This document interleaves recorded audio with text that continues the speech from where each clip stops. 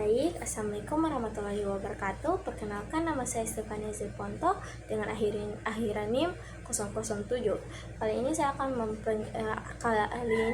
presentasi untuk memenuhi UTS susulan saya. Jadi kali ini saya akan mempresentasikan bangunan profesi hunian 2 lantai. Jadi pertama, bangunan ini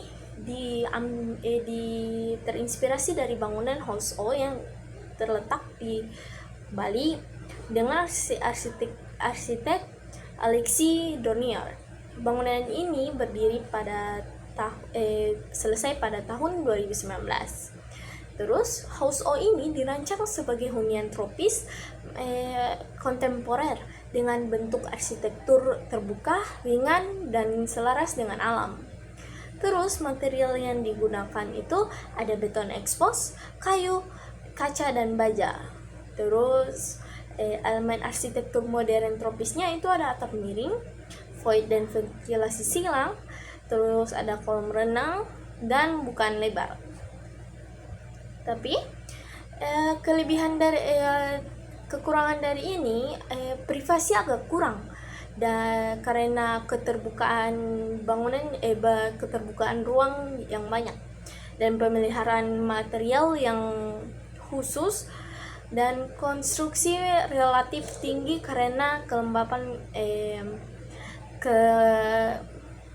kombinasi material. Jadi, kesimpulannya House O mempresentasikan arsitektur modern, kontemporer, baik yang mengutamakan keterhubungan dengan alam, kenyamanan iklim, dan estetika modern dengan masa terbentuk dan void sentral.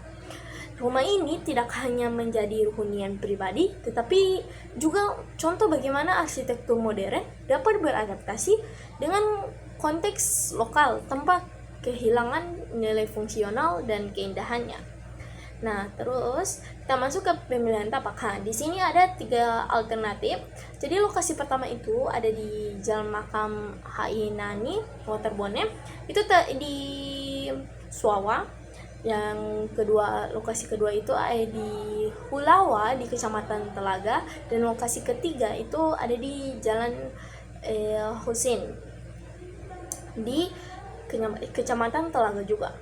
Nah, dari 3 lokasi ini bisa dilihat aksesibilitasnya yang paling tinggi itu di lokasi pertama di Jalan Makam HI Nani Waterbone, Kecamatan Suawa. Jadi lokasi tapak ini berada di Jalan Makam HI Nani Waterbone, Kelurahan Baludawa, Kecamatan Suawa, Kabupaten Bone Bolango, Provinsi Gorontalo. Luas total lahan ini 350 meter. Terus dengan ukuran 25x14. Terus tapak terletak pada kawasan permukiman padat dengan aktivitas komersial ringan seperti toko bangunan, minimarket, bengkel, dan rumah dan kos. Terus kondisi fisik lahan itu datar dengan permukaan tanah stabil dan drainase alami yang cukup baik. Nah, terus kita masuk ke analisis ruang. Jadi di analisis ruang ini terdapat beberapa ruangan. Dia ada teras depan, teras samping, ruang tamu, toilet tamu, studio musik, studio vokal, ruang keluarga, ruang makan, ruang tidur utama, ruang tidur anak, ruang multimedia, ruang kerja bersama, studio rekaman, toilet, dapur, laundry, jemuran, gudang, dan carport. Kita menganalisis besaran ruang dengan hasil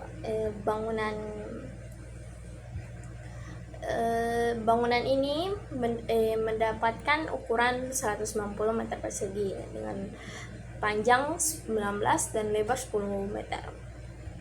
Terus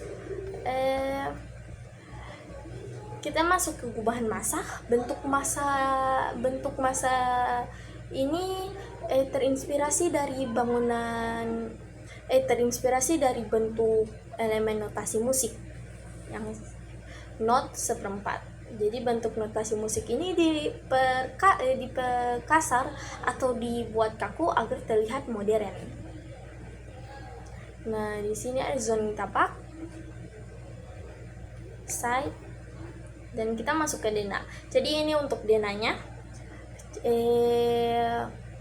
Di lantai 1 itu terdapat ruang keluarga, ruang tamu, ruang makan, dapur, gudang, laundry, jemuran, teras, studio musik, studio vokal, teras depan, dan kapot.